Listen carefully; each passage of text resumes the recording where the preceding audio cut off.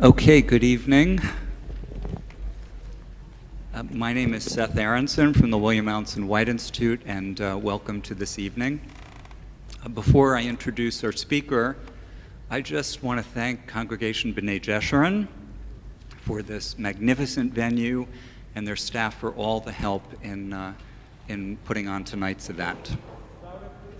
Sure. Okay, how's that? Better?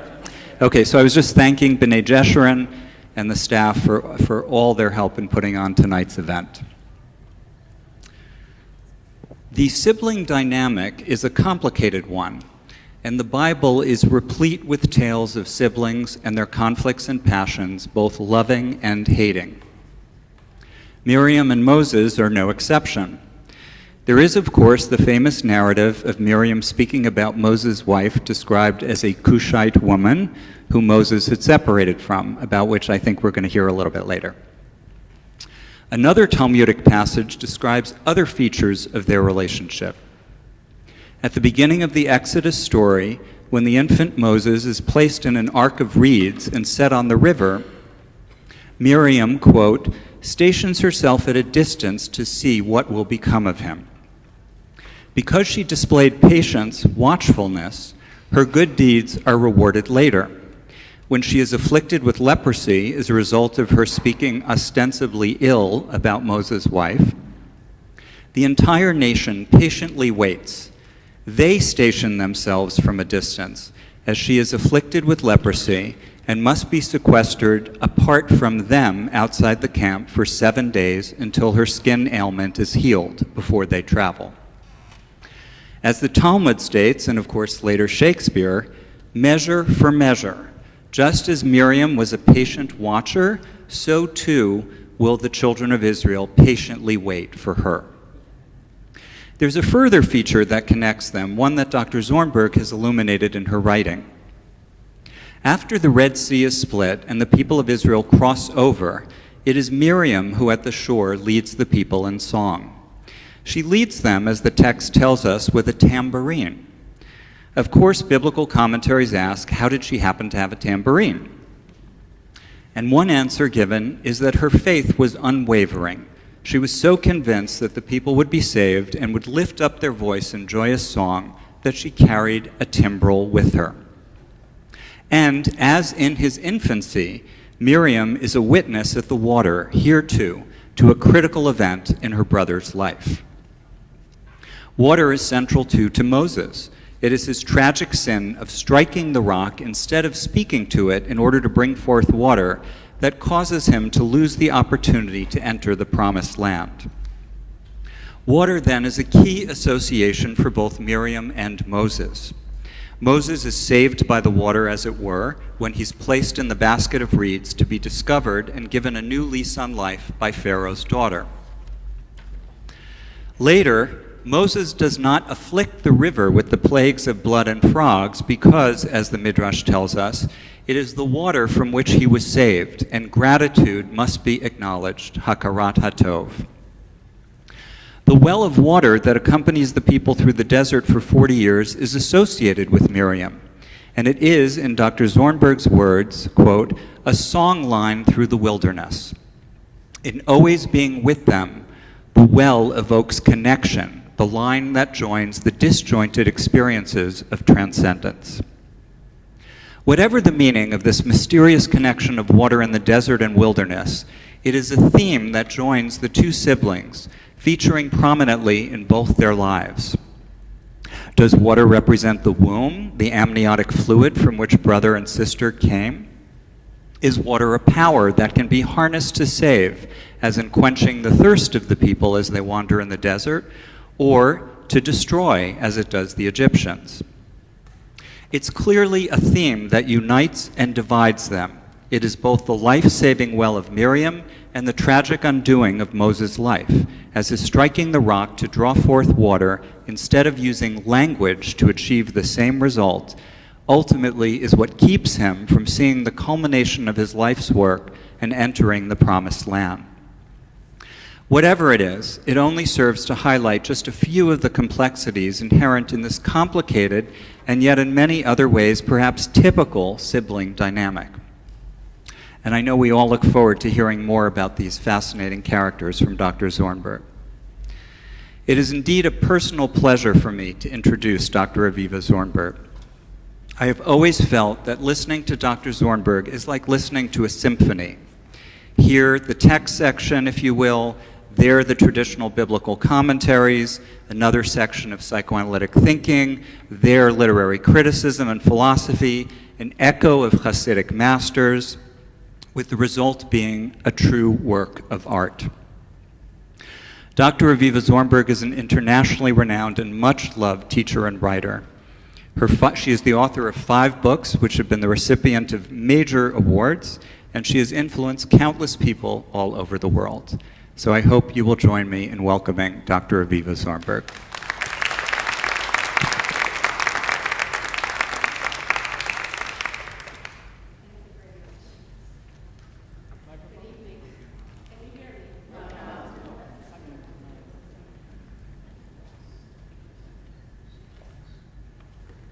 Details, I forget. Still not on? Should be on there. Oh, now yes. How is this now? Can you hear me? Yes. Or you want to try this one? You need to put them both on?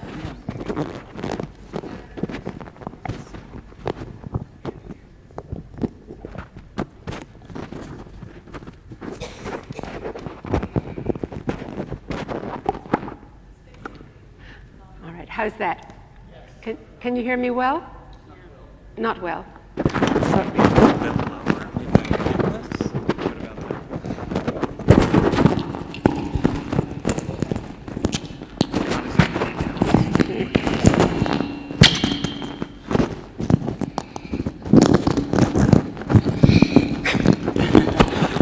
This is crazy.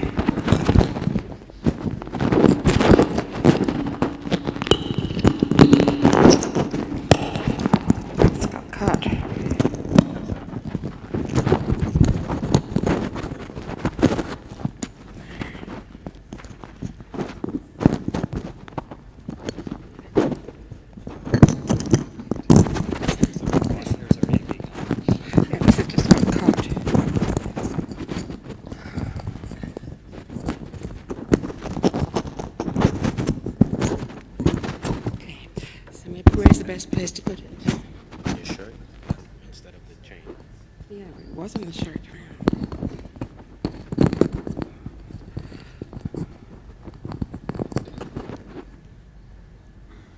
Okay, let's see which one is on there.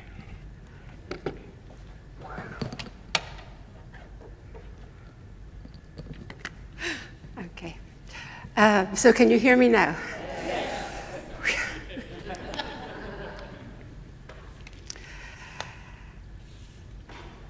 I was going to introduce my subject by telling the story of Miriam, but now Dr. Aronson has done it so beautifully, I feel I can plunge into those dark depths of a sibling relationship between 2 great leaders, 2 prophets, who are also something else to each other.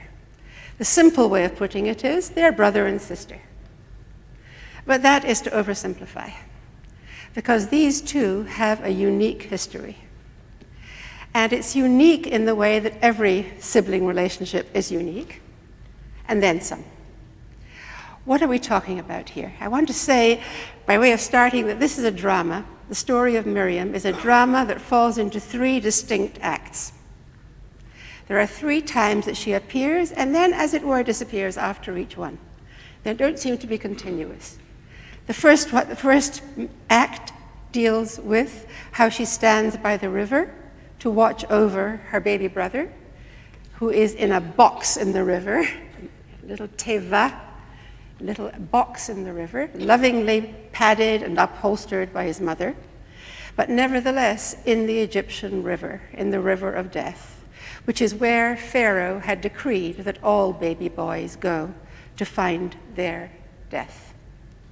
So it starts with dark tragedy, and with Miriam watching over the child, and then making sure, once the princess, the Egyptian princess, has noticed the child, making sure that the child will find a way of living afterwards. Mainly, she uses her linguistic skills to persuade the princess that she can bring to her a wet nurse for the baby, who just happens to be the baby's biological mother. That's Act 1. After that, Miriam fades from the scene.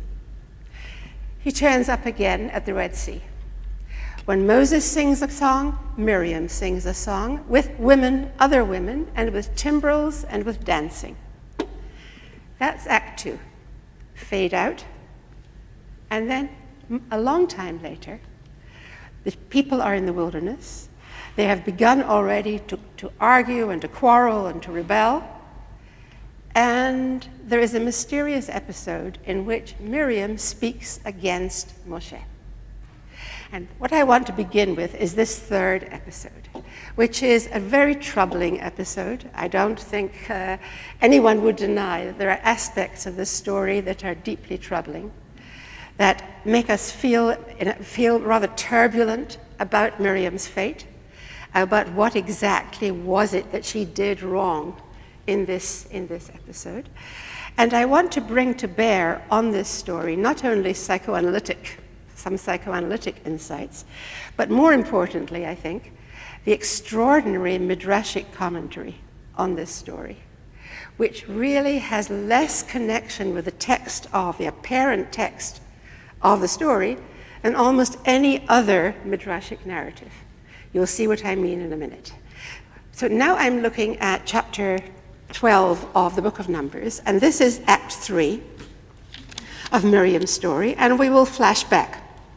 The chapter begins, Vatidaber Miriam va'Aaron b'Moshe. This is not on your page. I'm just going to run through the first couple of verses. Miriam and Aaron spoke against Moses. Now, that's very clear. What is not so clear, right away, the very first word is that there should be, of course, it's Vatidaber, which is singular feminine singular. It should be plural. Miriam and Aaron. You need a plural verb to start that off. Why does it have a singular female verb, feminine verb? Because even though both siblings spoke against the third sibling, it was really about Miriam. The story is really about Miriam, as you find in families, where families can form groups and cliques and so on. And you think it's kind of a democratically shared position. And it turns out that one person is the person who really has taken something to heart. And something is very troubling to that one person. And she is the ringleader. She is the one who is starting the whole thing off. Here she is, the hidden leader of this speaking against Moshe. Now the preposition in Hebrew is Moshe.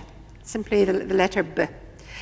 They spoke against Moshe, she spoke against Moshe, about the Ethiopian woman that he had taken in marriage. That's what the text says. The implication seems to be that, unbeknownst to us, Moses has at some point in his career married, in addition to his Midianite wife, he had married an Ethiopian wife. We never heard about it before. Aside from this aside. Suddenly we have this reference to this mysterious Ethiopian woman.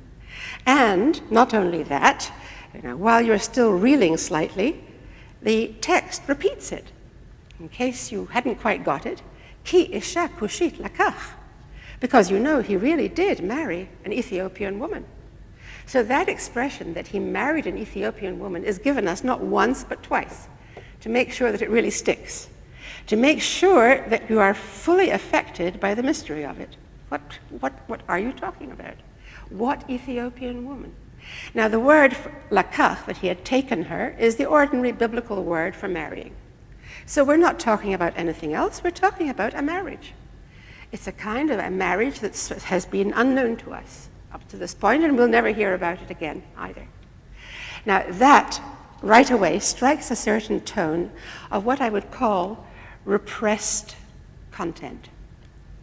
Something is going on here, which in fact is almost the opposite of what is said on the surface. That's the way the Midrash is going to read it. I'll read the next verse, and then we'll catch up with ourselves.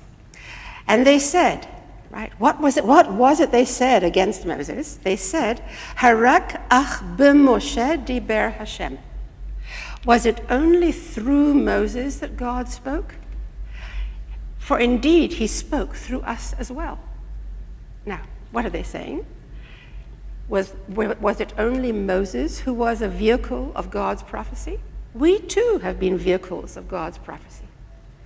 Close quotation marks. That's what they say. What has that to do with an Ethiopian woman?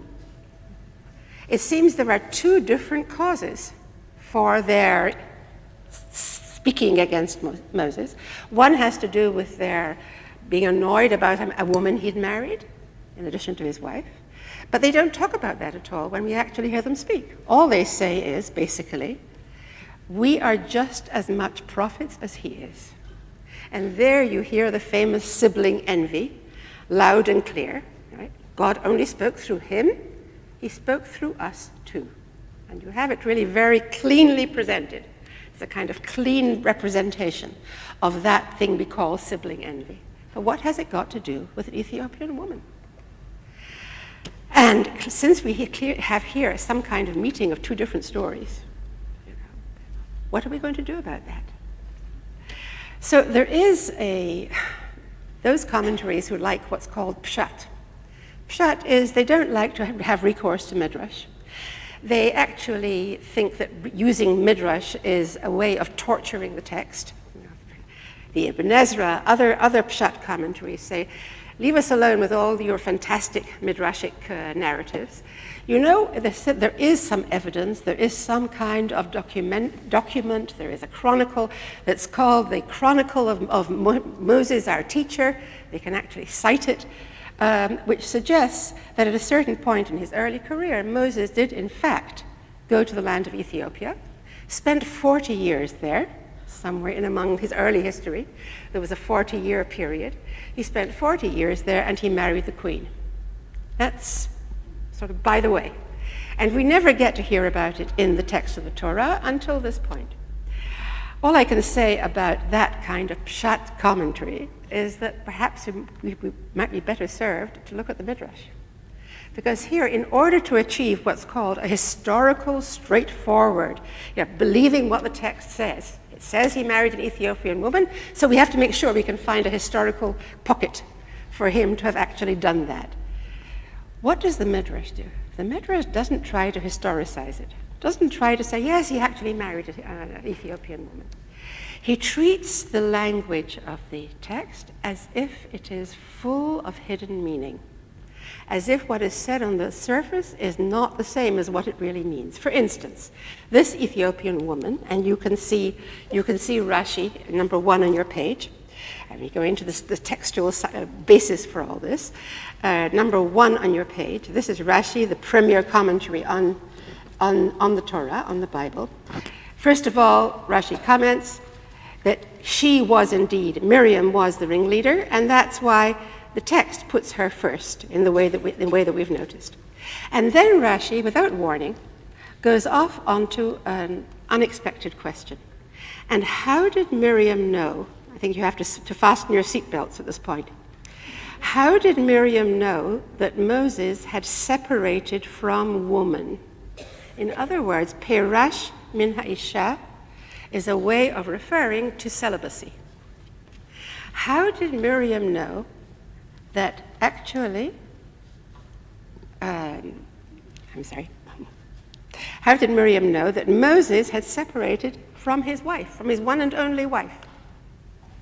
After all, that's the kind of private information that you don't expect to go beyond the couple itself. If Moses and his wife were at some point living together, not living together, why would you expect that to be known to the rest of the family in a traditional, discrete family situation? And here we have a Midrashic story. Because Miriam was standing beside Zipporah, who is Moses' wife, at the moment when Moses was told that two people, Eldad and Medad, had started freelance prophesying in the camp. And that's the story that precedes this narrative. The story of two people who remain in the camp, and in addition to 70 other people who are prophesying outside the camp, they also start there in some kind of ecstasy, and they claim to have direct connection with God. Now, this is a story that we have been told. So there's some kind of turbulence, prophetic turbulence happening in the camp.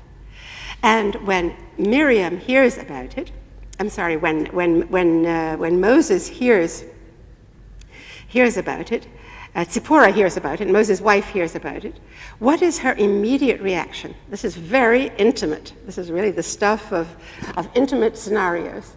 Immediately, she said, "They're poor wives."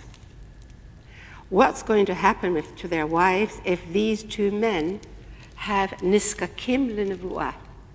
Niskakim have got committed, deeply committed to prophecy. Niskak is to be in an intense and continuing relationship. Zakuk. It's the same word that's used for a sexual relationship. Zakuk. The basic meaning is to need.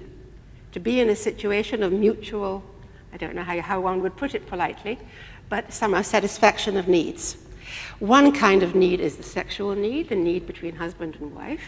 That would, if you are involved in a marital relationship, that's what it is, involved. It's ongoing. It's not a one-time thing. And another kind of relationship you might have occasion to be involved in, although less likely, is prophecy. Once you get involved in prophecy, that is equally all-consuming. They're poor wives. Do you understand? Yes? Zipporah is very sorry now for the wives of these two men who have taken up prophecy. If they are into prophecy, their wives are not going to see much of their husbands. Yes, I don't have to say it more clearly than that. And Zipporah is saying this with some feeling. Miriam, another woman, Moses' sister, stands beside her sister-in-law and witnesses this and immediately understands what Zipporah's situation is. Now, this is all very subtle. You have to admit, this is not the kind of material that you expect biblical stories to be about. That really unspeakable, the aspects of a marriage that in a traditional situation would not be talked about. That somehow, because of a women's sensitivity, it's to do with empathy for other women, and the sister-in-law understands the meaning of that empathy. It's all very subtle, and she understands the meaning of what is being implied here. And when she understands this, when Miriam understands this, then she tells Aaron, and then they say what they say about Moses. What is she really saying about Moses then? Rashi's narrative goes like this, that Moses has separated from his wife because, apparently, of the demands of his prophecy. He is so involved in prophecy, he's so engrossed in his prophecy, his prophetic role, that he thinks that his sexual nature, his sexual relationship, has to come to an end before that overriding experience.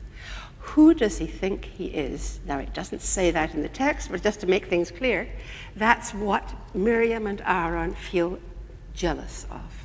Their envy now is, we are equally prophets to him, and we have no one asked us to separate from our partners. Who does he? He obviously thinks he's the super prophet. He's a different kind of prophet, and therefore he can't be both this and that. He can't be both a husband and a prophet. Have I said it clearly enough? And what about the Ethiopian woman? Yeah, we can't forget about her. What has she got to do with all this? Well, and there's a rather airy dismissal of the whole story of the Ethiopian woman. You can glance at it for yourselves. What Rashi does basically say that it's not that he had married another woman. On the contrary, it says he had married, and that means he had separated. Now, this is a wonderful move. You're looking a little stunned, some of you, but I hope you're going to agree with me soon. that instead of complaining overtly that he'd separated from his wife, they use a kind of cover-up, and they say he had married a wife. Now, it's very close. It's the closeness of opposites. Instead of saying yes, you say no. Right? Instead of saying come to get together with, you say he's separated, or the opposite. It says he married, and it really means that he's separated from his wife. And what about Ethiopian thing? Rashi tries to say in 3 different ways that it simply means that his true wife, Zipporah, who is the only wife in the story, there is no Ethiopian woman, she was extremely beautiful, and there are 3 different linguistic ways in which Rashi shows that the word Ethiopian, kushit, is equivalent to beauty. In other words, there is no, let's just simplify it, there is no rational reason, no natural reason why Moses should separate from his wife. The only reason he might have done it is because of to Miriam, overblown sense of his own prophetic supremacy. He is different from others, he is singular, he is unique, and therefore he needs to do this. Of course, he didn't broadcast the fact, he didn't want anyone else to know, but even the very intimacy of that fact in some way really upsets Miriam. It doesn't upset Aaron so much, because clearly Miriam is the ringleader in this. And so the question I want to ask, I'm sorry that this is a little embroiled, I actually find the embroilment fascinating. Yeah, how you can say one thing and actually mean the opposite. Now, I suppose psychoanalysts are used to this kind of thing. There is a principle of negation somewhere there. What do we have here then? I think I've read all I want to of this first passage. But you can see very clearly that this is what they're complaining about. For us, it doesn't seem to be necessary to separate from our sexual natures. We seem to be able to have both. Why does he think he can only have one? Because he is such a specialist. He's such a specialist as a prophet. That's basically Rashi's argument here. So there's a narrative here about, if you'll forgive me, I'll call prophet envy. This is not sibling envy, although it is involved, as we'll see. It's prophet envy. It's 2 people who are prophets, 2 siblings who are prophets, and the way in which it becomes impossible for one of them to accept the other as different from her. That the difference must imply some kind of hubris on his part, that he thinks he's better, difference means better, and she can't tolerate this. Now,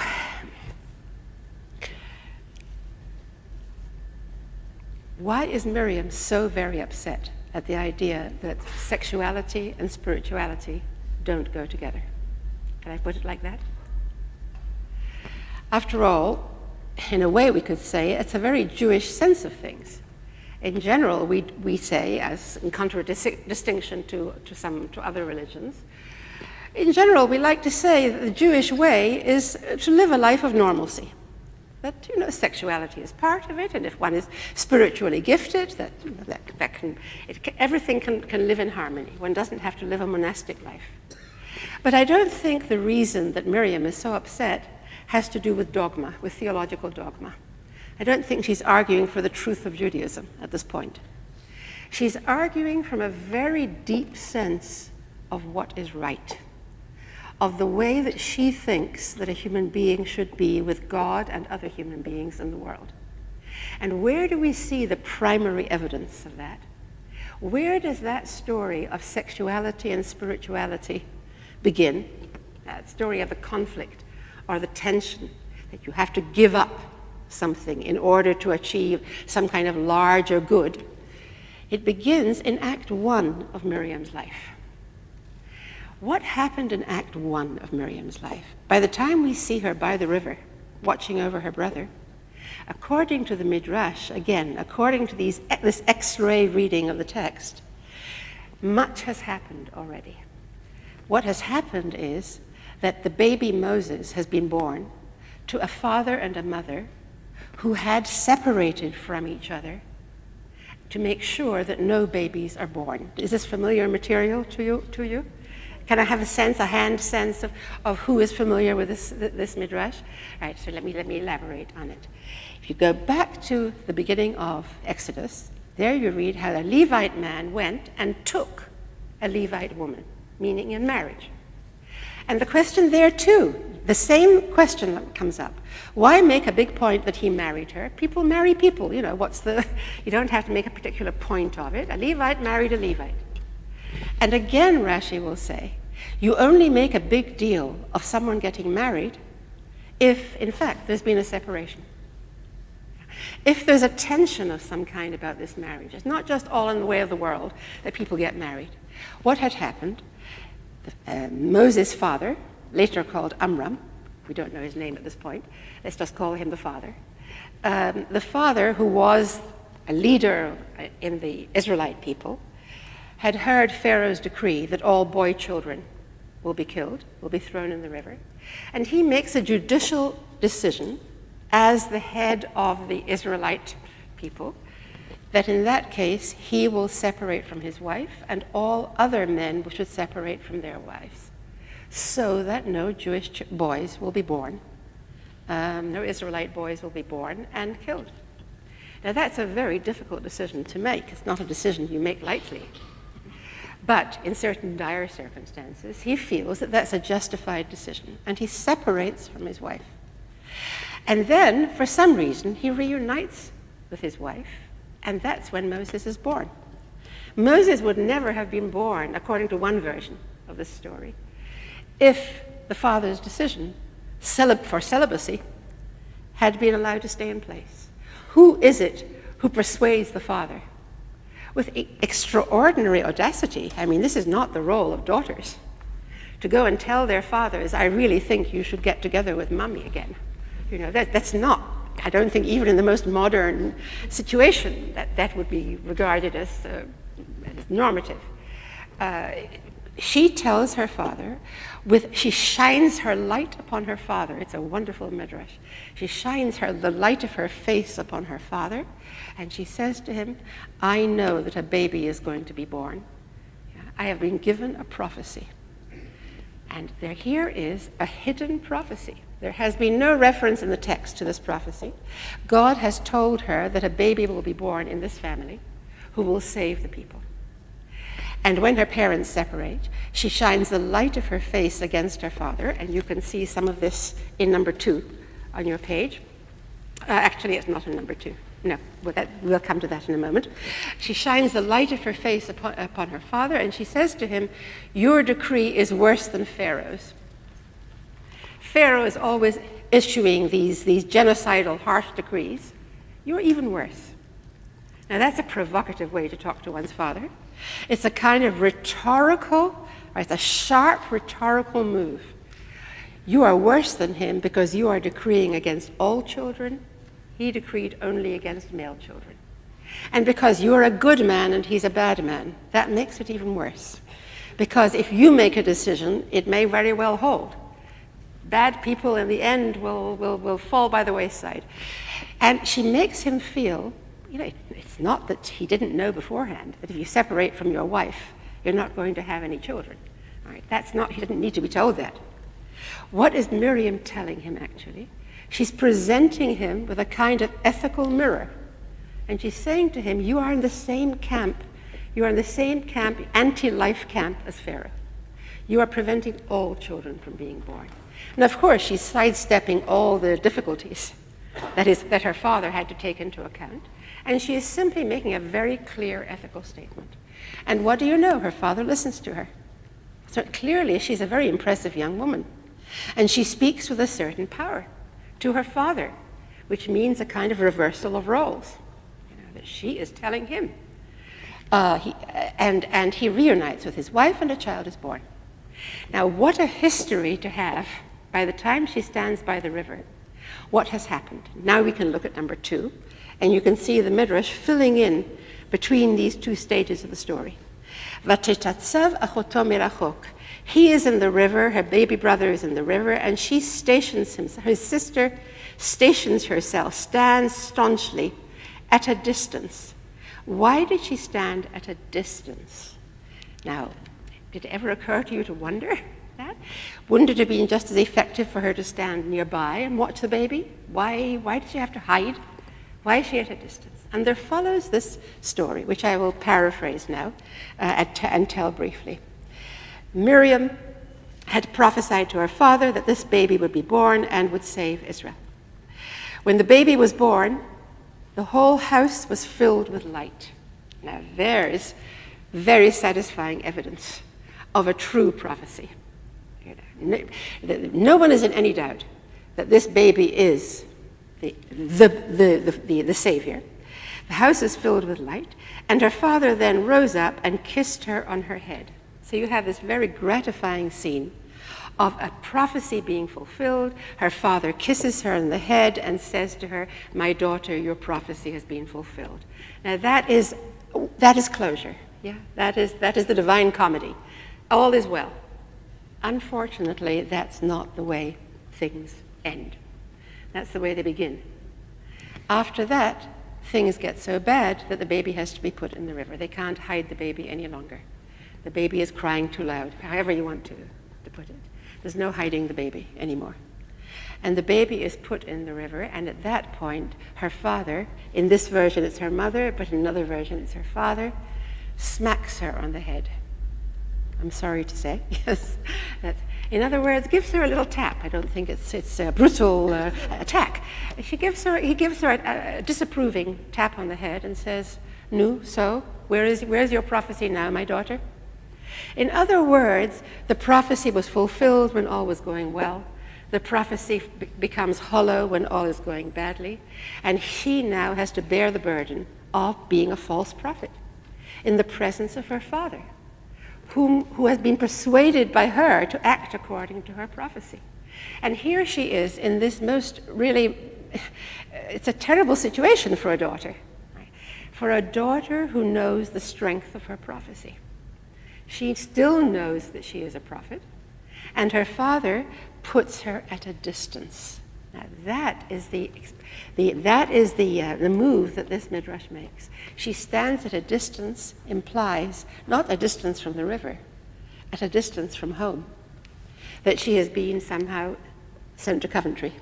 The family don't want anything to do with her at this point because she got them into this trouble. They wouldn't have had this baby altogether, and now they have to put the baby in the river, and it's a tragedy. And she's gone back to being merely a daughter who presumed too far. Meantime, what's her relation to that little brother? She brought him into the world. Why is she standing over him so protectively? Because if not for her, he wouldn't have come into the world. So she's not only his sister, she's also his mother in some sense. There is a maternal streak to the relationship. And what is she then forever afterwards to Moses? She is not only his sister, she's his older sister, and she is the one who received the first prophecy in the family, which brought him into the world. She is the senior prophet, whose prophecy is then put in the shade. And it seems as if prophecy is not going to have any future in this case. And there she is standing at a distance, waiting to know what will become of him. And the Midrash says on this verse is all about the Shekinah. It's all about the indwelling presence of God, a certain sense of the presence of God within the dramatic scene. God is making no overt appearances here. There's no miraculous vindications of prophecy, no light in the air, but there is something in the theological drama of this situation as she waits to know what will happen to the prophecy that she is pregnant with. I'm sorry, I'm being a little dramatic here. She is fraught with prophecy. It's as real to her as a pregnancy. She knows that something will come of it. And she is waiting. That's a theological posture. It's a religious posture. To be waiting because you know that something will happen. You don't know the end, but you want to know the end. You're waiting. You don't think this is the end. You know that something will happen. And that sense of the Shekinah, that sense of God within the situation, God who comes from outside and comes and dwells in the situation, in some sense, if you are sensitive to it. That Miriam is the one who is most fraught with this feeling. When the princess sees the baby, it says, Vatir'ehu et hayeled. She saw him, the child, a double object. And again, look again at the text. Why a double object? And again, the Midrash will say, she sees the baby, just a real live baby, crying. What do you expect a baby to do? Babies cry. Nothing unusual about that. But she has a very strong reaction to this baby's cry. She's full of pity because she senses there is more in the situation than just a baby crying. The Shekinah is in this situation. There is a people here that this child represents, all of whose babies, all of whose boys are endangered in the same way. So when she takes this baby on, there's something representative about this baby for her. Now, this has nothing to do with rationality. It's a sense that there's more here than meets the eye. And here is Miriam then engineering the situation so that, to have it really nice, so that her own mother can at least have the first few months with this child, another few months with the child, nursing the child.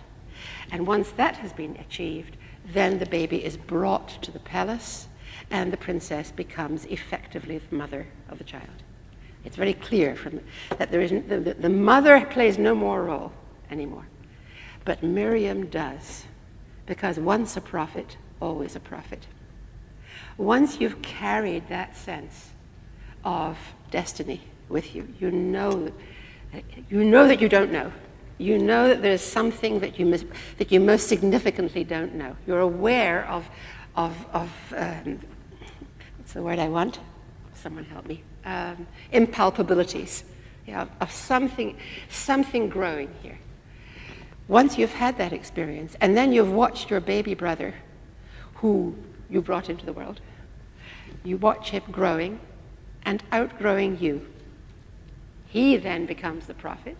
She recedes into the shadows. No one ever knew she was a prophet, except perhaps her parents. No one ever knows about it. She is never called a prophet until Act 3. What happens in Act 3? The sea. The Song of the Sea. And when it comes to the Song of the Sea, that's where we read that Miriam is a prophetess. When she comes out after Moses has sung his song of jubilation, I will sing, let me sing to God, for he is extremely mighty. After he has finished and the men have finished, she leads her women out with timbrels and with dancing, and she's called Miriam Hanaviah. At that late point, suddenly we get to hear that she is a prophetess without any evidence to back that up, any biblical evidence. And so the Midrash here gives us a narrative which I suggest is very intriguing. It's a sense that her prophetic status all happened way back then. The actual act was then. All the drama was at the beginning of life.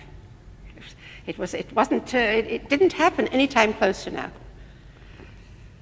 But once she's had that experience, even when she just comes out and sings and dances, there is something about the way she does it that has to do with what she thinks prophecy is about. It has to do with her very deeply ingrained belief that in order for God to be in the world, men and women have to be together.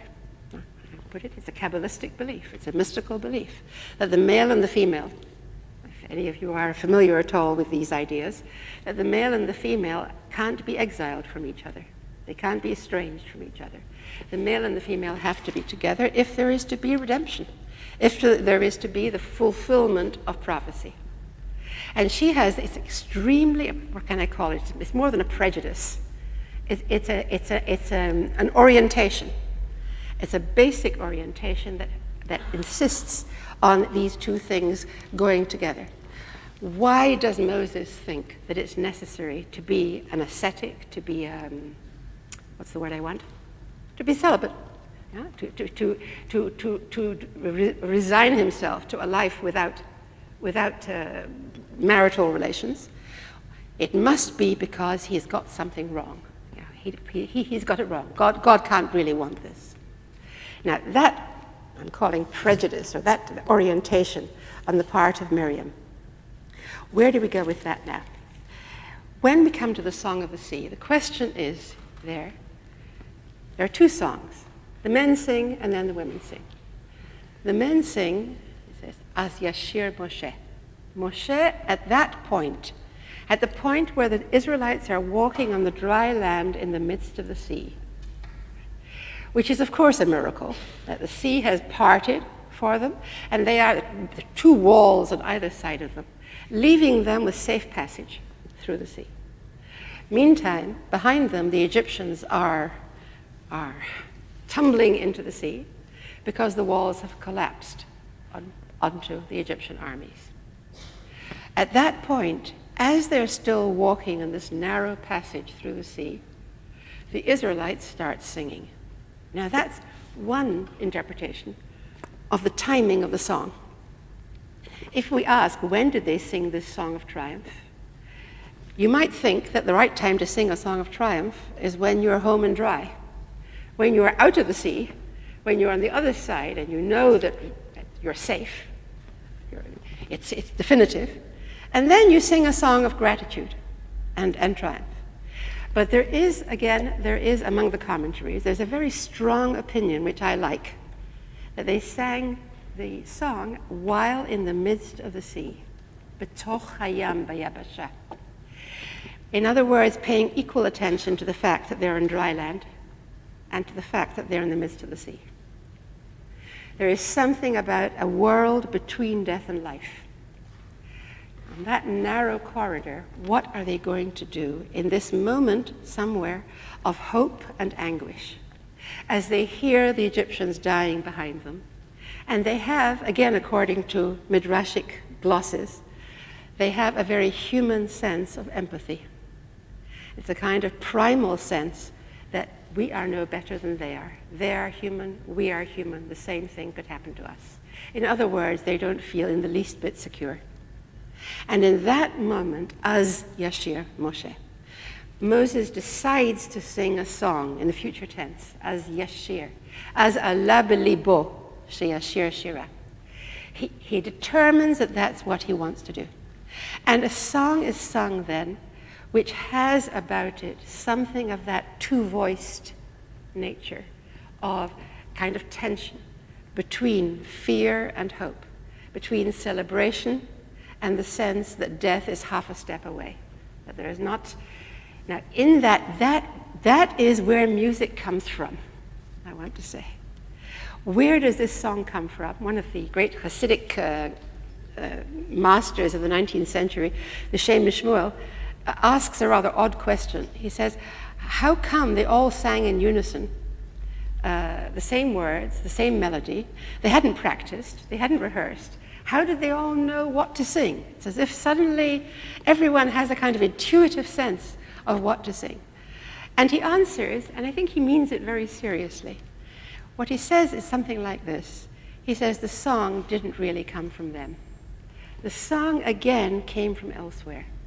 It came from something beyond them, and it found its place inside them, and then it came out of their mouths, which is the way, perhaps, that all music happens. There's something about the way music happens that has to do with the outside and the inside. I have a nice sentence, a nice quote here from Daniel Stern.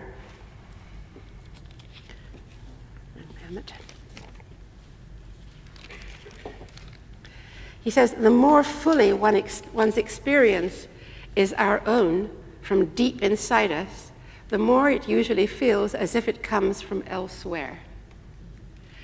The deeper the experience, the more it feels as if it comes, let's say, from depths beyond ourselves. If you want to imagine it like that. There is a sense that it's not really they who are singing. It is they, it is not they. That's the Shekinah. That's the way the Shekinah operates. It's betoch. It's in the midst of things. It's a spiritual sense within the midst of reality. within the midst of the material reality. And they sing, and the only thing that is really theirs is the decision to sing a song. I find that very profound. There is that leap into song. There is that moment in which I, perhaps counterintuitively, when I'm afraid, I decide that singing is the thing. What sings, who sings, it's not so clear. Wagner thought that the origin of song, the origin of singing, is the scream. And indeed, perhaps sometimes when one listens to Wagner arias, you can hear what he means. Yeah, somewhere, especially the female voice, rising in song, there is that note that has to do with a scream. It has to do with something that's not just comfortable gratitude. It's not just, yes, thank you very much, polite gratitude. It has to do with being on the edge of things. And in this direction, then, I'd like to make a suggestion. Miriam has timbrels with her, it turns out. She has timbrels. As Dr. Aronson said before, how did she know to bring timbrels? Have a look at the source. I think it's worth seeing in its own right. It's in number 4 on your page. How come they had timbrels with them? They didn't have time to let the bread rise before they left Egypt. They had to leave with matzah, and they went to pack timbrels. Those righteous women in that generation, which means all the women in that generation, were so assured, were so confident that God does miracles for them. It doesn't say they were sure that God would do miracles. They don't have faith in the future. They have a sense of the nature of their own existence, that their lives would not be possible. They wouldn't have survived this far with their babies if it were not for the miracles that are wound through the texture of everyday life. And they're so sure, therefore, that they're going to need the timbrels. We're going to need to, at some point, we're going to need to celebrate miracles. That since women are very practically minded, they never always prepared. They think to pack the timbrels because there's going to be something that happens. Now, again, it's not a kind of theological expectation of salvation. I'm sure that all is going to be well. It's a different quality of experience. How are they so sure? In the previous Midrash, I'll paraphrase it very briefly, we learn about the miraculous conditions under which women had babies in Egypt. How were babies born so that there could be a people to leave Egypt when Pharaoh had decreed that men and women have to be separate from each other, men in the fields and women at home. So there's a whole fantastic story. I won't go into the detail of how they would meet in the fields. The women would bring their husbands food and mirrors. And I'm just teasing now because I'm not going to tell that story, which is a great story of men and women in the mirrors and how babies are born because of those mirrors. And then once the women are pregnant, they go home. And then when the time comes to give birth, they go back into the field. Something about this, home and the field. They go back into the field where in great danger, double danger, the normal danger of childbirth, unattended by any midwife, because they want to keep it quiet so that the Egyptians don't grab the baby. So it's a surreptitious birth without help, and then God comes, according to another version of the Midrash, this one says God sends from the higher realms, he sends someone, me, an angel of some kind, a force that acts as a midwife for the mothers and the babies, and prepares the babies for life, knows what to do to make the babies viable. And then there follows a whole horror story of danger and threat, how the babies are threatened. You can read it for yourselves. And then in the end, when they come to the Red Sea, what happens? These babies and these mothers, they're a kind of unit, the life unit, by the skin of their teeth. They recognized God first. They pointed at God and they said, Zeke liva anvehu. That's my God, and I will glorify him. Now, the Midrash is reading this in a very colloquial sort of way. When it says Zeh, they really mean Zeh. that they look at God, whatever that means, they recognize God, they say, oh, I know you. You were there when I was having a hard time. So there's a kind of intimate recognition, and it's very intimate when it comes to a birthing mother and a midwife. Right? God acted midwife in one version. In other words, there's an extremely intimate sense of God in the midst of danger, in the midst of pain and threat. And so when it comes to the Red Sea, the women are all prepared in a way. They know this territory. And at this moment, what do we have? We have a certain kind of song. A song is sung, first of all, the men's song and then the women's song. It's the women's song I'm interested in. What's the quality of this song? There are the timbrels.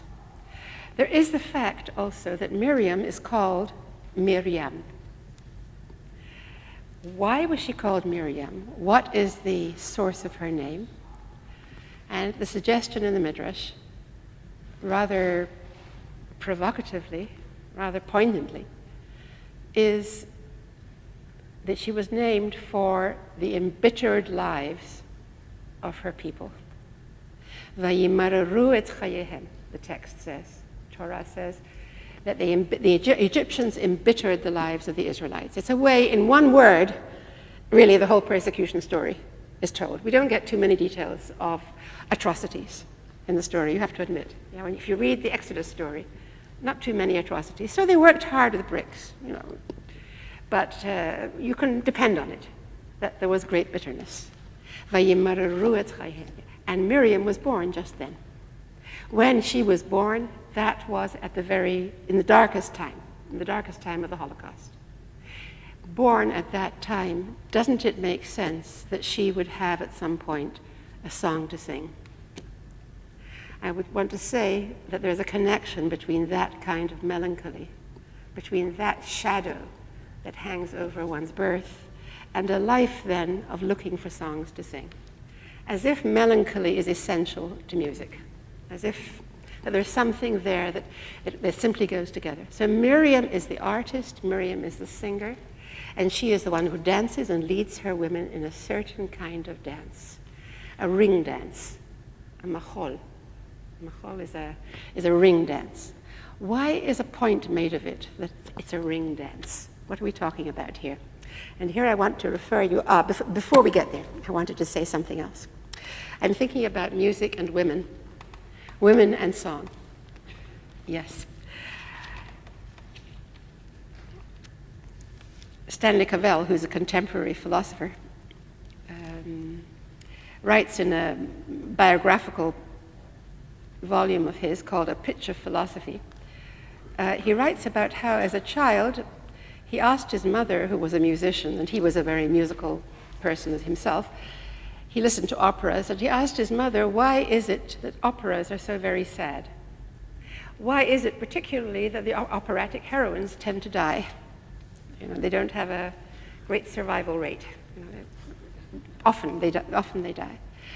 And his mother says it's a good question, and she doesn't have an answer. And so Stanley Cavell lives with the question on some level. I think at first he tried to develop himself as a musician, and only later decided that philosophy was his direction. And he writes a philosophy that is very nurtured by music and opera and literature and film, an extraordinarily humanistic philosopher. He reads a book that offers him an answer, a strange answer. This is a book by a French feminist, Catherine Clément, called Opera or the Undoing of Women. And her argument is, in a phrase, she who sings must die. That's a provocative sentence. The woman who exposes herself in song, exposes her desire, her deepest secret, the secret of female desire. When she sings, she is actually thinking aloud, right? It's a kind of convention. She is allowing her thoughts to be heard. If she does that, then it's unlikely she's going to manage to survive in society as it is. And Cavell develops the idea in a way that I find quite fascinating, and I'd like to share with you some of what he says here. The unbearable secret of desire. He writes that the woman singing, the singer, is encompassing a sense of another realm flush with this one. A sense of being pressed and stretched between worlds, that as she sings, she's between two worlds, her real world and a world that she's aspiring towards, that she is desiring. One in which to be seen, the roughly familiar world of the philosophers, and one from which to be heard, one to which one releases or abandons one's spirit, and which recedes when the breath of the song ends. The operatic heroine is attracted to another world, to a world of desire, to a world of love, which has very little to do with this world, with the social world. There is conflict, but yet this other world is just a half step away. You don't have to travel far. You just have to turn around towards it, and there it is. This otherness is there. And as she sings, her voice stretches her in a way, stretches her and presses her between worlds. These, of course, are the two worlds that Cavell himself experienced, philosophy and music. The one you can look at, the other you can only hear. In that situation, she may very well not survive when she tries to come back to this world. One example I can think of is not an opera that perhaps you're familiar with, I always say this hopefully, is Kieślowski's film, The Double Life of Veronique. Yes? Yes? Some, yes. This is a young Polish woman who is known to be an impressive singer and who is also clearly a very spiritual person. First part of the film, we don't actually hear her sing. The hint is dropped that she has a weak heart, preparing for the great scene in which finally she does sing with orchestra, and her voice rises higher and higher, and you can feel exactly what Cavell is describing here, how she's pressed and stretched between worlds as she in the end, her heart cracks, and she crashes to the ground, and the orchestra stops. That's the end of part one of the double life of Veronique. Now, that motif then gives one a sense of the danger that's involved in giving oneself over to another world that is intervening in this one. This is Cavell's language. If you'll bear with me, I'd like to just read a few of his expressions here. We're talking here about singing out of a world in which a world is intervening. Here you are in Olam Hazeh, and there is Olam Haba intervening into this world. Some other greater world is intervening into the midst of this world. Can you survive it? Can you deal with this? Now, again, Cavell says, I think very beautifully, he says, our beyond is not eventual, but always. What do we learn from women singing in opera? It's that our beyond is not something at the end of time. Olam Haba is something at the end of time, but it's something that's always just a half step away, if one turns in its direction. But it comes with cost. And the cost is there in the music. If I think of Miriam, Miriam is someone, of course, she doesn't die. She sings with her women, and she survives. But what is the nature of her song? I want to say there's something familiar from what we've been saying about the nature of her song. And I want to look at mystical and Midrashic sources here very briefly to make the point. Have a look at the Midrash that you can see in number 5 on your page. What will the end of the world look like? What will the ultimate constellation of things be? Number 5. Atid HaKadosh Baruch Hu, God at the end of things will become the center of a dancing circle of the righteous in the world to come.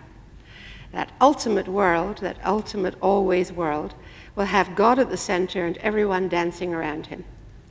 There's a play here on words, which I won't pay too much attention to. But what you have then is the idea of a circle of dancers, who are all the righteous, who are pointing into the center of the circle with their finger, and they're saying, again, the same Zeh, there's God, our God, forever and ever. He will lead us, olamot. He will lead us, and then there's a strange word, olamot, which can have 3 different layers of meaning. One is, he leads us joyfully, youthfully, energetically, like young girls. Let me unpack that for a moment. The word alma is a word that means a young girl. It's used very rarely in Tanakh. It's used of Miriam when she goes to find a wet nurse for her baby brother. Vatelecha alma. What does that way of referring to a young girl mean? It refers to a certain kind of buoyancy, a kind of vitality, which means that she almost doesn't put her feet solidly on the ground. She's always up. She is moving somewhere between worlds. She's not flat in one world. So that's what the righteous will be like. What an extraordinary analogy. What will all the righteous be like in the world to come? Forget your sober ideas of sanctity. They will all, the best thing we can say about them is they'll be like young girls. They will have the young girlishness of young girls, that sense of buoyancy, of the capacity to live with full vitality in the midst of things, and to hold God at the center, for God to be there in the center of their being. That's one ultimate image. What else can that strange word mean? It can also mean beyond death, al-mut. That will be, that final dance, that ring dance around God, will be a celebration of a situation in which death has been passed. That one has gone beyond death. But death comes in now into the experience. So there's not only eros, there is thanatos. There is death and there is love. And the third meaning, play on the word, almot, is olamot. Going through 2 worlds, going from one world to another world, olam. So there's youthfulness and there's death and there's worlds, which is more or less what Cavell is talking about. The idea somewhere that the ideal state somewhere, we'll have to wait for the world to come, whatever that is, maybe, to reach it, is one in which all these themes come together, and there is a possibility of an assertion of life and connection without barring anything from the equation, without keeping part of eros out or anything out. And here comes the comment, the extraordinary comment of another 19th century Hasidic master, the Me'or Shemesh, in which he brings us home from all this odyssey we have been traveling, in which he says this. He quotes from what we've just read, the ultimate dance of the righteous, and he talks about that as representing a kind of ultimate illumination that the righteous can look forward to in a reality in which there will be neither male nor female, in which there will be no rankings, there will be no hierarchies, there will be no linearities, there will be no dualities, male and female. There will be a circle which is a kind of oceanic situation in which a moving, energetic circle in which everyone is equidistant from the center. So there can be no sense anymore of more and less, of male and female. All that sense of things will be transcended. Now that's an image for the world to come. When Moses sings his song, he doesn't use that image because Moses lives firmly in this world in a strange way that I want to pinpoint in a moment. Moses lives in this world, and when he talks about that ultimate world, he sings, I will in the future sing a song, Ashira la Hashem. In the end of days, I'll sing this song that will celebrate in that way, but that will have to wait for another world. That's not my business here. I have other business here. Whereas the women sing, women change the song. Instead of I will sing, it's shiru l'Hashem. It's in the present tense, Miriam demands of her women, right? She elicits from her women the energy to sing the song now. And the mystical expression that our writer here uses is that she drew down, she drew down that ultimate light into this world. She's not going to wait for that ultimate world. What she wants now is what we all do at certain moments in the Jewish year, like on Simchat Torah or Hoshana Rabbah, that we do hakafos, as you call it, yes, hakafot.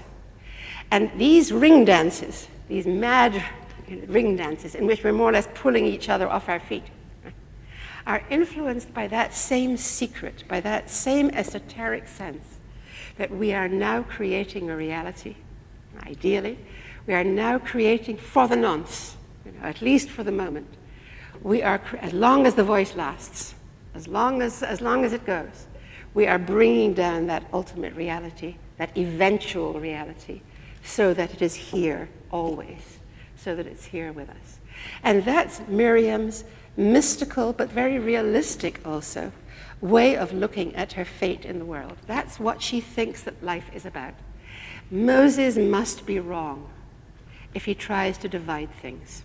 If he tries to say, well, if we're going to be this, then we can't be that. If we're going to be spiritual, then we can't be sensual. That kind of division. Because throughout her life, Miriam has stood staunchly for the idea that one can have some inkling of that oceanic reality, even in a world that so clearly is based on different principles. Jeremiah's prophecy, there's a very famous prophecy by Jeremiah in chapter 31, in which he says the end of days will be different in very significant ways, and he gives a very similar description. No one will teach anyone else to say no God, Du'u et Hashem, be aware of God. But everyone will just be aware of God. Right? In other words, there'll be a kind of simplicity. There'll be a kind of simplicity, an effortless simplicity in which everything has its place. And the key phrase there is, as nekeva tisovev gever. Then the female will walk around the male, will surround the male. In other words, again, the circle, that the circle will win, not the straight line, not the hierarchies, but instead that hakafa, that roundness. Miriam believes with all her heart that the time to do that is in this world, that one can at least start in this world. And that, I want to say, is her problem. That's the problem that she now has with Moses. And to the time I have left, I want to engage with the problem itself as we have it. I think the problem that we're speaking about here is one in which the very question of singularity is awkward for Miriam. If you're all part of a circle, then you don't want people being different from each other. In a sense, you're all blurred together. You lose your identity. And that achieves a certain kind of simplicity. Whereas Moses is discomfortingly different. And he's different in a way that makes Miriam feel her distance from him. That she is not like that. She is different from him. How can that be? She brought him into the world. How can he be different from her? Which is, of course, what many people who bring other people into the world feel about their children. Yes, how can you be different from me? I hope I'm not sounding too naive, but I think, in my experience anyway, there is an early stage in which one lives with the blessed hypothesis that one's children are going to be the same as oneself, only better. And then one finds out that there are serious issues of difference. And here is Moses veering away from her, surpassing her, and she is left aggrieved. The problem goes back, and I'd like to trace it back to an extraordinary comment that's made on the original couple in the Garden of Eden. We read, Vayush nehem arumim. The two of them were naked, talking of sexuality, talking of primal things. The two of them were naked, but they were not ashamed. Veloyit boshashu. Apparently, the comment is made so as to draw our attention to how Adam and Eve are different from us. How did shame come into the world? Now, we might have assumed that they weren't naked, or if they were naked, they were ashamed. No, they were different from us. They had a different kind of consciousness. What was the nature of that consciousness? If it was shameless, if they didn't know shame, were they better than we are, or were they worse than we are? Are they shameless in the negative sense? Or is it in some sense they were above shame? They knew no shame. And so, the Netziv Volozhin, the Hamic Davar, one of the great 19th century commentaries on the Torah, gives a fascinating suggestion. He says that word for shame, boshesh, actually means, probably a stronger meaning for it, is to be delayed, to be slow, boshesh. Moses was late in coming down the mountain. That's the word that's used, boshesh, Moshe. Shame should really just be bush, but it has two shins, so it's boshesh. And then he comes up with this.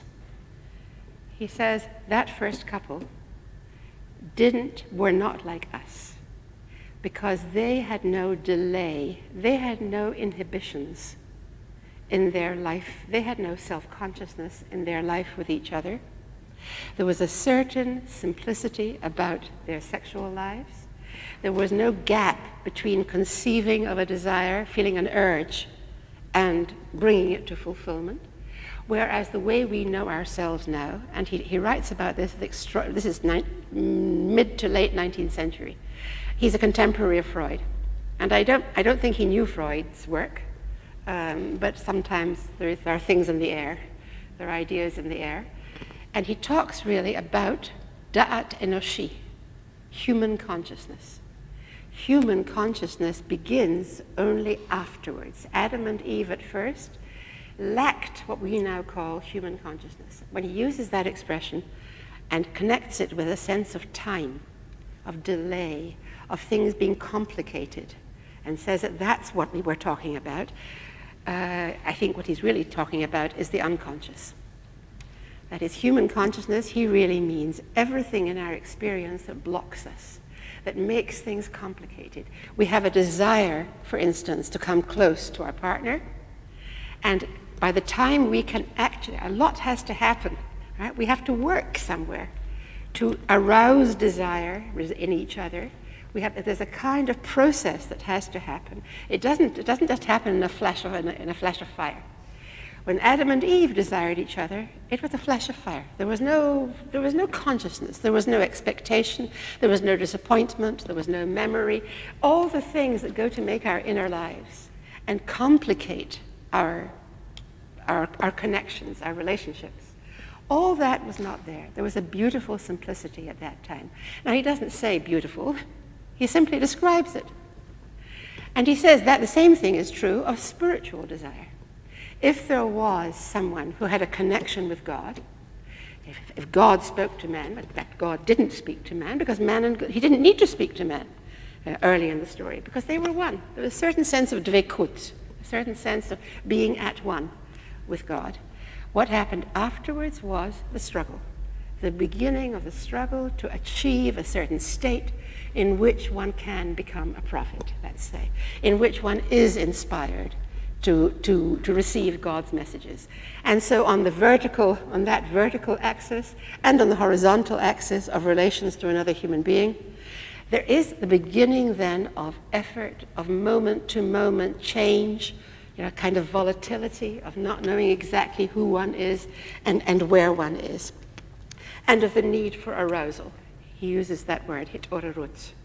That becomes a reality of our world, that we move from one state to another state, and then we lose that state. And these ebbs and flows are part of our life in this world. I won't just say more about it. I think we don't have so much time. I think it's clear enough. I just want to add The verse from the Song of Songs, where one lover says to the other, "I wish you were like a brother to me, the one who had suckled at the breasts of my mother. Then I could meet you out in the open, and I could kiss you, and there would be no need for embarrassment." Lo Yavuzuli. Which is a clear description of a kind of idyllic state in which perhaps we once were like that. We were like loving partners, sexual partners who were also brother and sister. Somewhere a sense of, without any need for shame, because there's no reflection, because there's no time gap. All that complication doesn't come into play at all.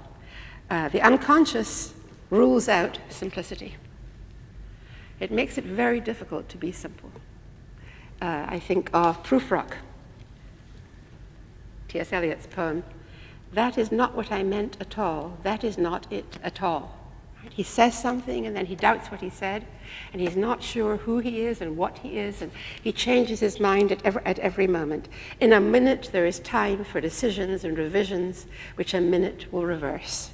Now, this is at the height of Freud's, this is the early 20th century, and Eliot, of course, is very aware of this great movement that is underway.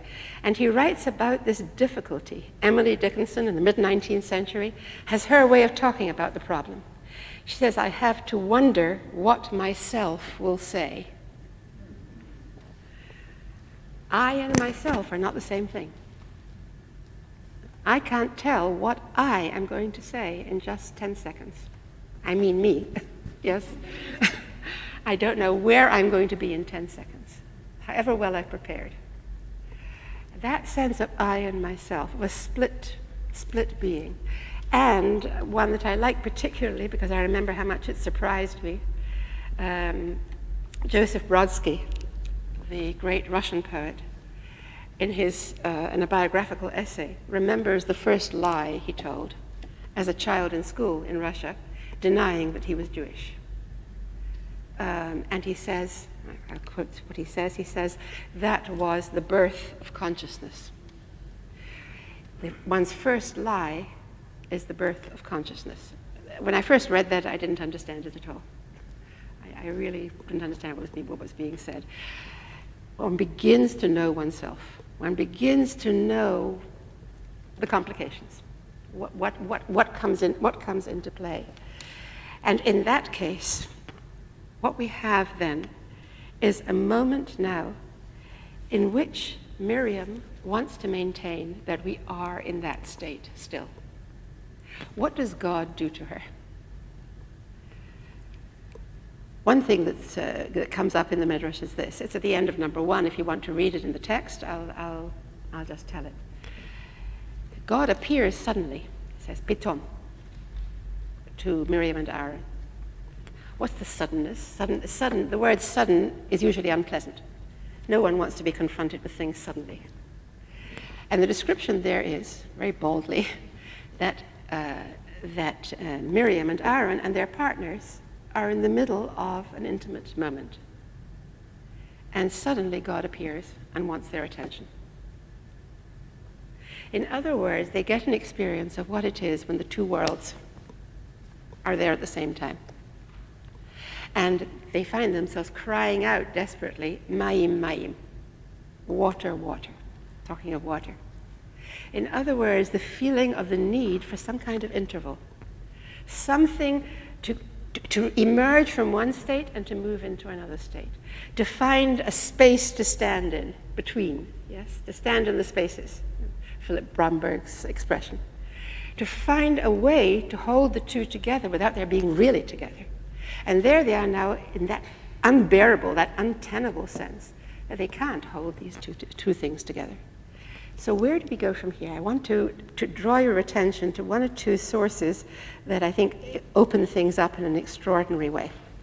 Have a look at the last source on your page.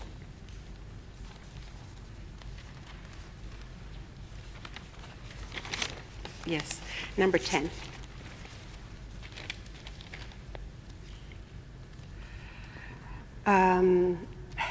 God says to Miriam in our chapter, "Not so is my servant Moses." You prophets, you may be prophets, and there may be many prophets in the world. Many people have connections with God. But all other prophets are different from Moses.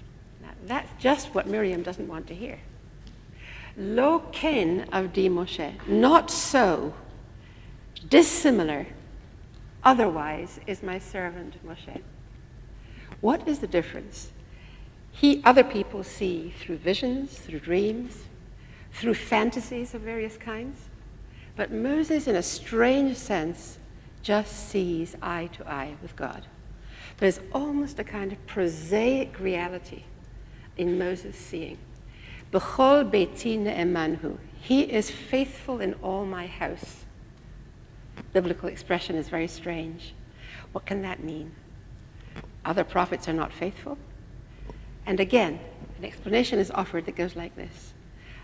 Moses has a certain equable quality. Other prophets, when they are visited by the spirit of prophecy, when they're inspired, are transfigured. They become a new being, right? They flush bright red. Their faces gleam like torches. That's a metaphor. Their faces flash like torches. That is, they're inspired.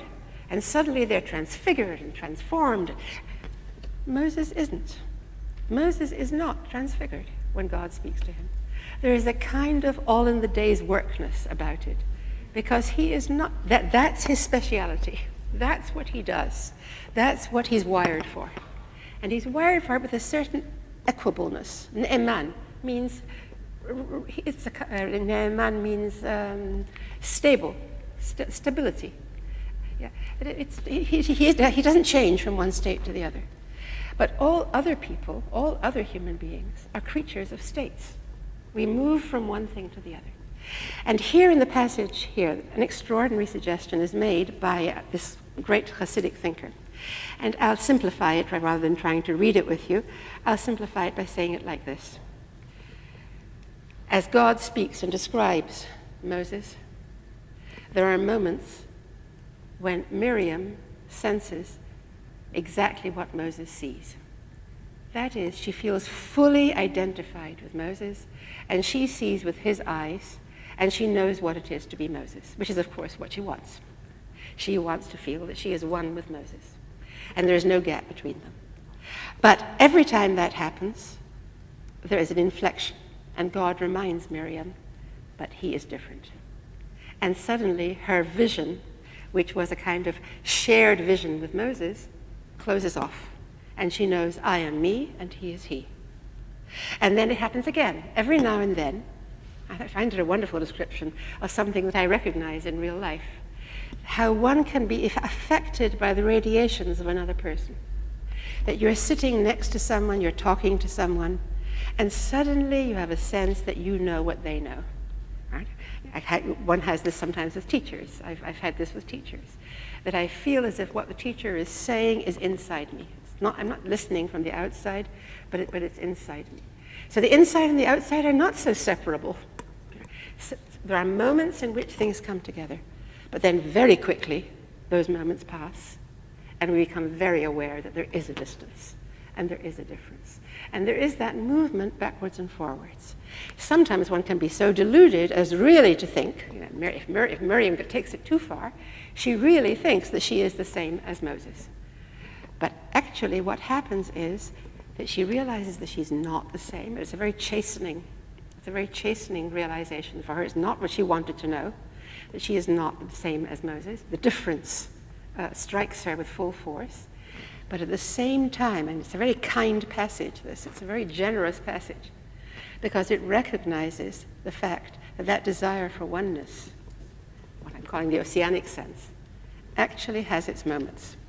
It actually has its moments in which, in fact, one knows more than one has a right to know within one's own skin. That one is affected by others, at least for momentary diffusions of that kind. Now, in this sort of situation, God is saying to Miriam in the end, what you need to recognize is distance and difference, even between siblings who are all, of course, alike and different. That's the whole problem with siblings, that they are the same. If they were totally different from each other, perhaps there'd be less trouble. And if they were totally alike, of course, I imagine that might be blissful or not. But it's the strange jarring of the plates grinding, the difference and the similarity. Miriam is put outside the camp, and she is leprous. Now, that description that she is mitzorad, there is the horrifying end of the story. For 7 days, she has the experience of being outside the camp, which is the fate of someone who is diagnosed in this way. It's a skin disease of some kind. It's no longer considered to be really leprosy. It's some other skin disease, which has to do with a way of speaking, has to do with lashon hara.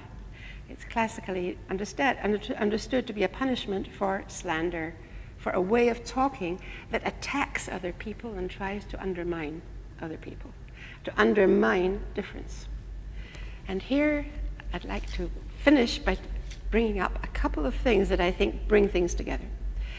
Miriam speaks against Moses, and God speaks through Moses and Miriam and Aaron. The same preposition is used for both those meanings. B. God speaks in Moses, and Miriam speaks b, in but not in, against Moses. And this is consistent. It goes on through the whole story. If you check it, if you have Hebrew, you can see that it goes on through the second part of the story as well. The two meanings for that preposition: you're speaking against someone. Miriam is speaking against Moses because she's so highly identified with Moses. She so much wants to be one with Moses that the tension then arises, and there is that b. When she becomes leprous, we read the word leprous also twice in the same verse. Right? Things are repeated here unnecessarily. That Ethiopian woman at the beginning, you remember, and here they became leprous, and Aaron looked at them, and behold, Aaron looked at Miriam, and behold, she was leprous. That's what we read. Why twice? And the same commentary that we've been using, that we've been talking about, the Hamek Davar, comes up with an interesting theory here.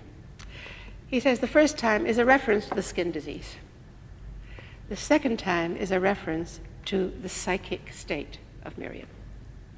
That she is sgiru.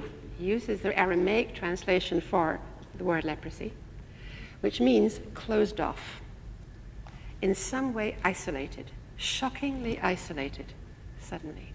Suddenly there she is, locked up in herself, not knowing what to say. Now that's a meaning of the word sgiru. It's a kind of limbo. It's the experience of being in a place that you don't know what to make of. This runs counter to the belief of her whole life. The whole tenor of her life has been on one certain direction, which I've tried to give an impression of. The ecstasy that comes of the two worlds. And suddenly God is saying to her, actually, there is something else that also has to be taken into account. And here she is now, and she doesn't know what to say. She is engrossed in herself. Suddenly, she can no longer make large statements about the world. There's no singing at this moment. There is a kind of deep and focused look into herself. And for that purpose, there is nothing better than being alone outside the camp. And there is a tradition that really is the purpose of putting people who go around talking in ways that can be somewhat destructive. Give them a time for thinking, a time to be alone from society and to recognize how much one needs society and what is it one wants in society, the affinities and the differences within society. And there she is outside society for 7 days. And I have to say, and this is the troubling part again, that twice she has been rejected by her father. This is the second time. And the analogy is made in the text.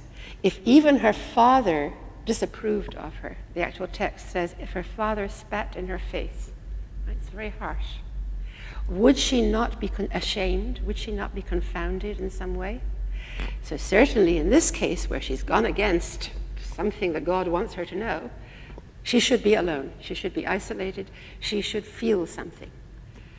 But this is the second time this has happened to her.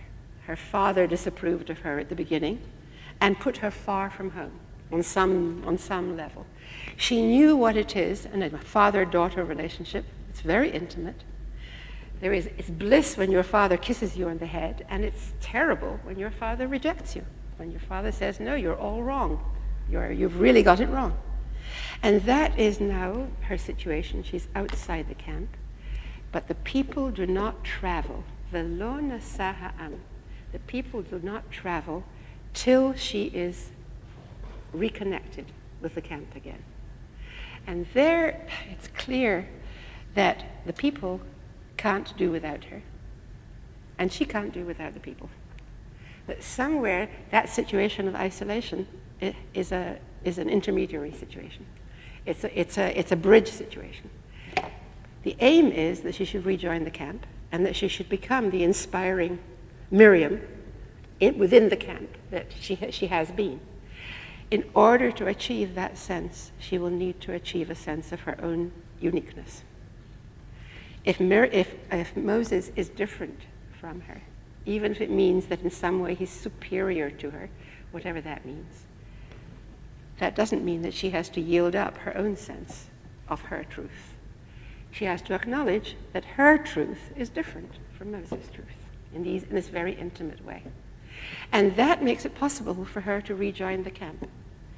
And that's where the Midrash says, as we heard at the beginning, that she waited for Moses for a short time by the river at the beginning of her life.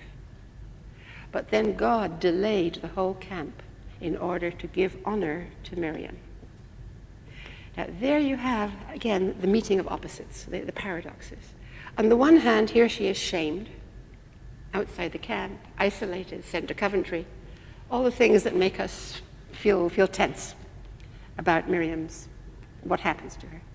And on the other hand, there is the sense that God wants to do her honor in some ultimate sense, that once she's gone through the achar, after she's gone through a certain process, she will rejoin the camp.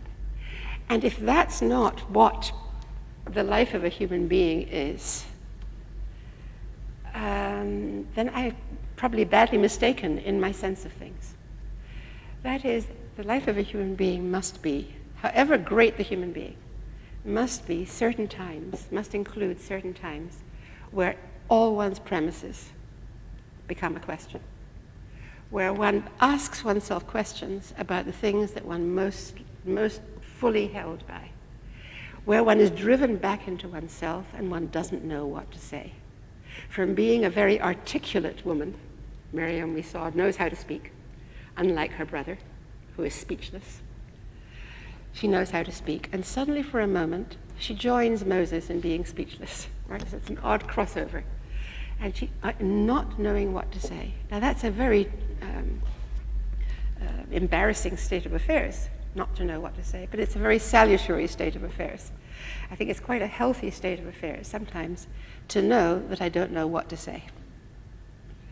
You're driven beyond your usual cliches. You're driven beyond where you usually go for things to say, and suddenly you face something beyond that is there always. God is doing her honor, the Midrash wants to say. The commentaries on this strange story then, including the most traditional commentaries, which is the Midrash, and the more modern ones, the 19th century ones that we looked at, all want to find a way of seeing Miriam as the type of the great person who has, in the midst of the greatness, who comes upon strands of reality that she can't easily assimilate, that she needs to work with in order to become who she may be. So I'll finish with a biblical verse, which I've always liked.